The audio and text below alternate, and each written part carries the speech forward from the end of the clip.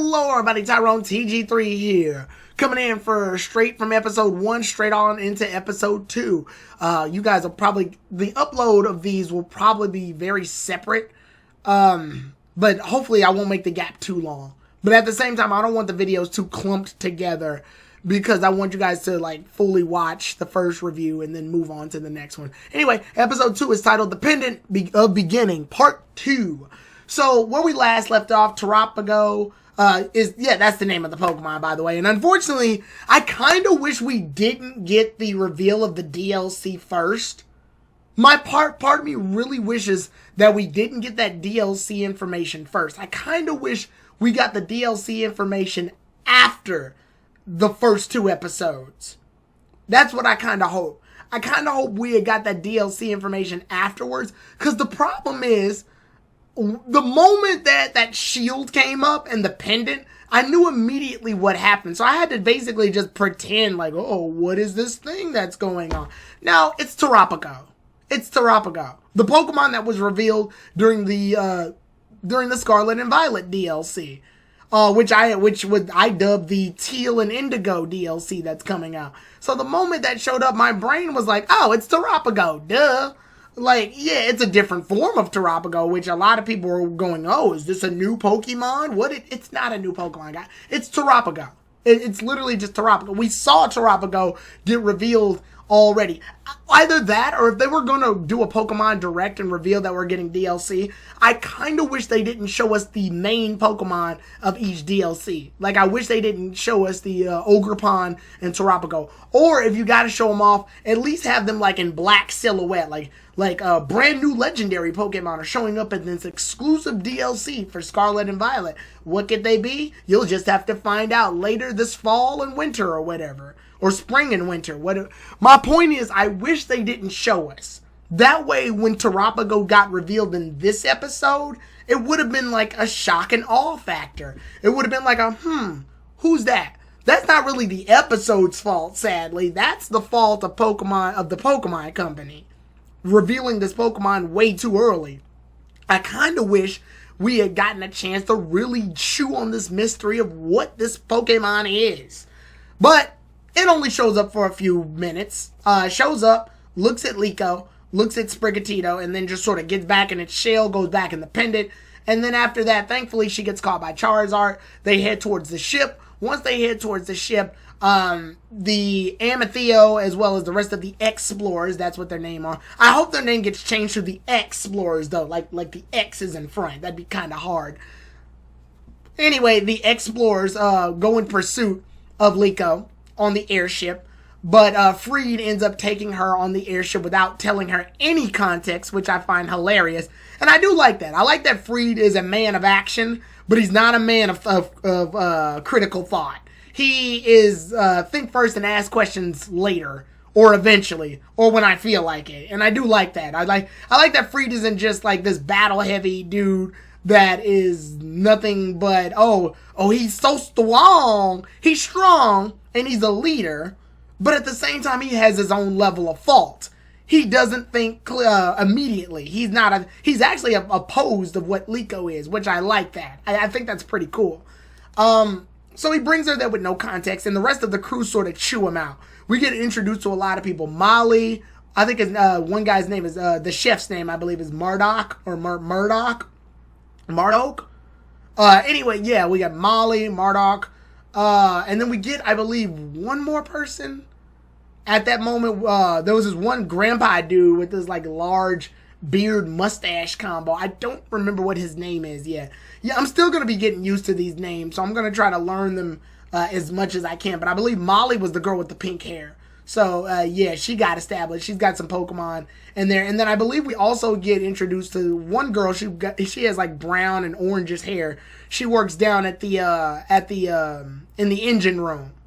I can't remember what her name is either right now. I can probably look it up. Give me a second here.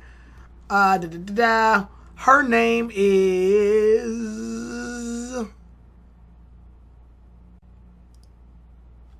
Oh, the old man's name is Ludo, by the way. And, Orla. I believe it's Orla. Oh, that makes senes because it's like ore. Like the stuff, the rocks, like ore. Okay, Orla. So yeah, you get Orlo, Marduk, and yeah, you get Orla, Marduk, and Molly, and Freed. So at this point, it's very clear we've got like a whole crew going, which I find very interesting because we're getting introduced to the crew right now.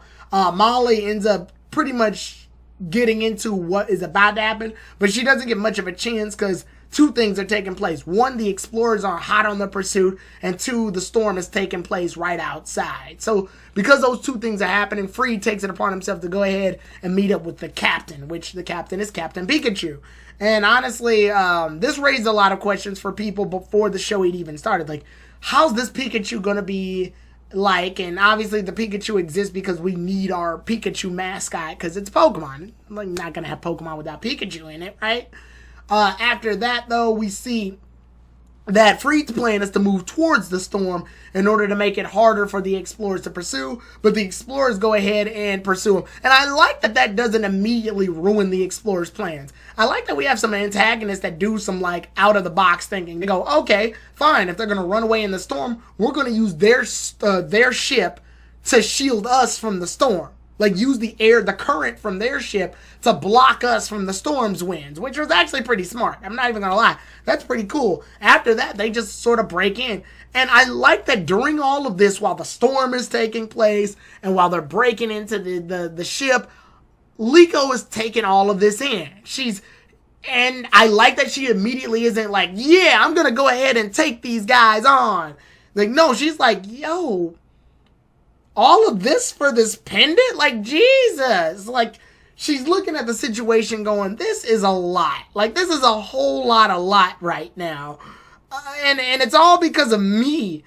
And so she hesitates in order to make action. So you can definitely see there's multiple thoughts going in her head. And because she's an analyst and she's not outspoken, she doesn't immediately start talking and making things like abrupt. She's in thought. And when they finally do break in, because the power's out too, so they can't do as much as they want to. When the power goes out, they can't even like lift up the sky deck area to change it so they can't land. So the guys have no choice, but they're landing. When they break in order to take Liko, it turns out they don't just want Liko's pendant. Amatheo states that the pendant really is only got mystery behind it because Liko herself activated it. So they're going to use Liko herself for the power that she probably has, or at least the connection she has to the pendant. So at this point, they're going to just kidnap her, which, Jesus Christ, they're going to kidnap a kid in Pokemon Episode 2. But yeah, like, it's gotten dark in here. Did it suddenly just get dark in here real quick? But yeah, they're going to kidnap a kid. Wow, Pokemon. Episode 2 of your new series and kidnapping's taking place. It's crazy. Yeah, so Liko's about to head out because Liko makes the decision to go ahead and go with them because she wants to protect the Pokemon, which is a very, like, sensible choice. She's not going to put up a fight. She knows that it'd be too chaotic. She understands the situation. If this were the other Pokemon series, they would immediately start battling it out right then and there, and there would be no real consequences for it. And, like, the explorers would probably be too incompetent in order to put up an actual fight, unless we're counting characters like Hunter J. Yeah, so it's good to see, like, the stakes have been risen. Freed comes in and battles, but this time he battles with Pikachu. And that fight is really cool just because of the strategy behind it. Captain Pikachu uses double team, and Ceruledge wipes out the double team, only for one to come in from behind. Ceruledge then uses Dauntless Blade in order to hit Pikachu, only to find out that Pikachu was a decoy as well.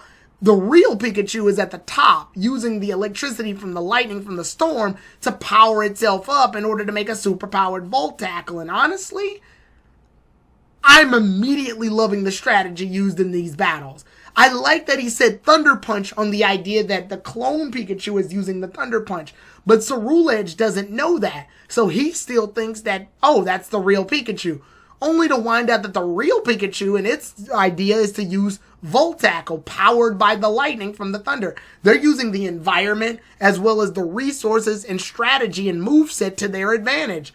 they have the advantage in this situation. And I like the fact that, yeah, Pikachu is beating a Ceruledge, but not because, oh, this Pikachu is the mascot and it's so special. No, Freed made this choice based on the environment they're in, because he said it earlier. The weather actually is favored for us right now. And he's using the Pokemon he thinks will be the most optimal for this situation. And I like that, honestly. I think that's really cool. I also like that the battle isn't very decided yet, though. They still fight. Ceruledge is still holding its own in the fight. It's really cool to see Ceruledge in action in this fight, too. When the battle keeps taking place, though, and this goes into what I said in the last review, I love that when Pikachu uses Volt Tackle, Freed moves his foot out of the way so Pikachu can get through. That's what I said last time in the last video I made. The trainers and Pokemon are being very involved in this fight enough to the point where we see that they are in the fight. They're in the battle. And I love that attention to detail. I think that's really cool to see that the trainers are dodging attacks and being a part of the action. I really like this attention to detail. And it's very fluid, sudden movements. Like, it took me a while. I had to pause. I saw that Freed moved his foot so that Pikachu could use the Volt Tackle, which I thought was very engaging. After this, though, Liko realizes, oh, snaps. Everything here is being caused because of me. Pokemon are getting hurt. A ship is being destroyed. I gotta stop this. So she willingly just says stop and not choose to go. But thankfully, Sprigatito snaps her out of it and states that no, Sprigatito wants to battle. She wants to fight for her rights to be free. So at that point, the battle takes place and Sprigatito does a very powerful leafage that Ceruledge is able to block. But it's still a strong attack nonetheless. So it's a good sign. It shows that they're actually very strong. But at the same time, it's a reasonable level of strength. It's not like, oh, they immediately overpowered the villains from, like, gate. So Ceruledge doesn't even lose the fight, which I'm glad. I'm glad Ceruledge is holding its own in the battle. But then the storm gets out of control, unfortunately. And Freed even goes to try to save Sprigatito, but is unable to. And at that point, Amethyst takes Sprigatito and they leave out.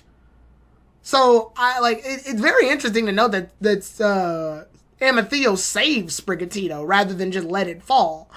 But obviously they're doing that as a hostage situation. Like, okay, you come with us and we'll give you back your Pokemon. It's pretty much what they're doing. But they left us on that cliffhanger, which honestly, good on you, Pokemon. Leave us on a cliffhanger, for Christ's sakes. After a kidnapping episode and stealing Sprigatito, the stakes have immediately risen really high in this, and it's a super engaging plot. And I'm very interested. I'm glad to see the Pokemon is, for all intents and purposes, got really mature. Now, that's not to insult the original series. The original series has definitely had its serious moments, too. Mostly during, the later halves of Diamond and Pearl, XY, even Black and White, or Best Wishes had its own serious moments as well. Sun and Moon even to some degree. But here, they are starting off bitter black coffee strong, like super strong. And I'm here for it. I'm all here for it, honestly. If I were to give episode 2 a rating, I'm going to go ahead and give this episode, just for what it is, I'm going to go ahead and give that one we'll go ahead and give it an 8.5. I think we'll give it an 8.5. I think that's a very safe score. Cons. The only possible cons I can think of with this episode, again, I guess it's because of that escalation. And that Terapagos thing, which, again, that's not really the episode's fault. That's more or less TPCI's fault for revealing Terapagos way too early. Or, I don't know. Just to me, I think everything's moving so fast. And Liko even admits that. She goes, this is escalating at a very rapid pace, and apparently I'm the main character in all of this. Or at least that's what she believes. And normally I cringe at lines like that, like I'm the heroine of this story. But in this context, it's used correctly. It's used in a way, because at first I didn't like the way she said it. But then I thought about it, and I was like, wait a minute. She's saying that to herself. And she's also saying it out of the shock of what's going on. She's saying it like, yo, all of this is revolving around me right now, and I'm not quite sure how to handle it. So at first I didn't like how she said it, but then after getting some like proper context and watching the episode again and really thinking about it, I think she basically is just freaked out that all of this is happening around her and based on her exclusively. But again, this series, for as much as it really loves to engage in this thick plot, it's very go right now. And that's not a bad thing, but at the same time, again, no breathing room. Christ. Like, I don't get a moment to breathe. And it's very clear, based on how the opening looks, which we finally get to see the opening, we are going to get moments of breathing after this first, like, I want to say Explorer's kidnapping arc. Yeah, we're in an arc already, guys. And once we finally get a chance to settle down, maybe meet Roy, have the crew be established, we're gonna get those moments. We're gonna get those world building moments. But I gotta say, like, we start with a heavy foot down and we hit the ground running. Again, not necessarily a huge con, but it's a lot. It's a lot. It's a lot to really take in and really just absorb. And even, like I said, even Liko recognizes it. That's why the cons for this episode aren't that bad. But still, like, we are chucking and running on this one. But with that being said, the arc continues. The arc definitely continues as we review episode 3 of Horizons. That episode is As Long As I'm With Sprigatito, I'm sure. With that being said, really engaging start. I'm really interested to see exactly the direction they're going with this. New journey, new era, new air to breathe in, and honestly, I am here for it. I'm really liking Liko as a main character. I'm liking the world she's being brought into. I'm liking the attention to detail. So far, so good. And also, this one was kind of late, and I should have mentioned in the last episode review. If you want to catch my opinions on this from another perspective, like if you want to watch more of me as well as several other people's opinions on the episode, make sure to check out KG Prestige's channel. Every Monday, we're going to be doing the review of the Pokemon Horizons episodes on the Pokepod, a podcast channel where we'll be doing the reviews of several other things. And I'll obviously do the plug for that at the end of the video. But with that being said, really great first and second episodes. Really good way to start off the new era of Pokemon. And honestly, I'm here for it. So with that being said, I will see you all then, everybody. Tyrone TG3 out.